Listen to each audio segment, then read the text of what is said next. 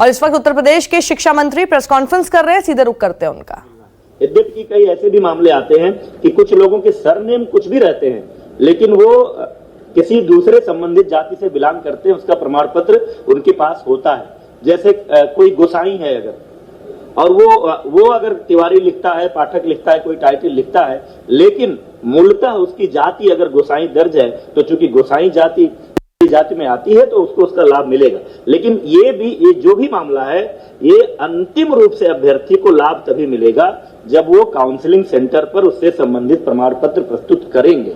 इसलिए अभी किसी के लाभ मिल जाने का सवाल ही नहीं उठता है। कतिपय लोगों द्वारा आरक्षण की प्रक्रिया को लेकर भी सवाल खड़े किए गए हैं। कई बार ये बातें हो रही हैं। आप सब जानते हैं, इस देश की पूरी विधि द्वारा स्थापित एक प्रक्रिया है।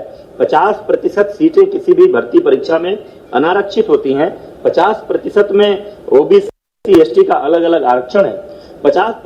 50% अनारक्षित सीटों पर मेरिट के आधार पर, चाहे वो जिस संवर्ग के लोग हों, चाहे वो ओबीसी हों, एससी हों, एसटी हों, जिनकी भी मेरिट ऊपर होती है, वो सभी लोग इस अनारक्षित वर्ग में चयनित होते हैं।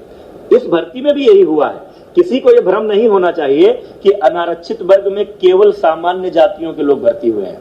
अनारक्षित वर्ग में सामान्य जातियां भी हैं, ओबीसी भी हैं, एससी भी हैं, एसटी भी हैं। जिनके अंक आए हैं वो हैं इसमें।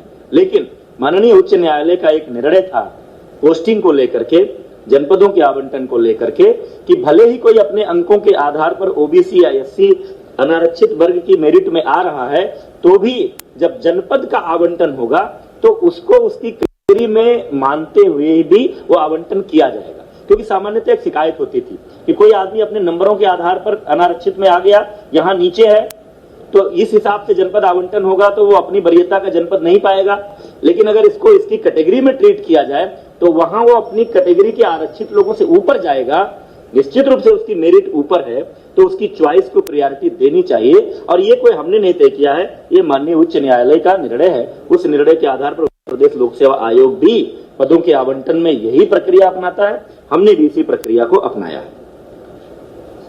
भर्ती प्रक्रिया अंतिम चरण में थी, काउंसलिंग चल रही थी, ये मैंने बता दिया आपको। माननीय न्यायालय के स्थगन आदेश के कारण हमने काउंसलिंग रोकी है।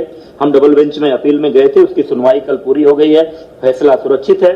जैसा निर्णय आएगा माननीय न्यायालय के निर्णय के अनुरूप हम उसमें आगे की कार्रवाई करेंगे। इसी संदर्भ में एक अपडेट माननीय सर्वोच्च न्यायालय से भी आई है कि आगे कोई डेट लगी थी, लेकिन तो आपने सुना इस वक्त सतीश द्विवेदी, जो कि यूपी में शिक्षा मंत्री हैं, वो कह रहे हैं कि 11 लोगों की अभी तक इस घोटाले में गिरफ्तारी हो चुकी है, यानी मान रहे हैं कि घोटाला हुआ है। मामले की जांच एसटीएफ को सौंपी गई है। नियमों और मेरिट के तहत शिक्षकों की भर्ती की जा रही है।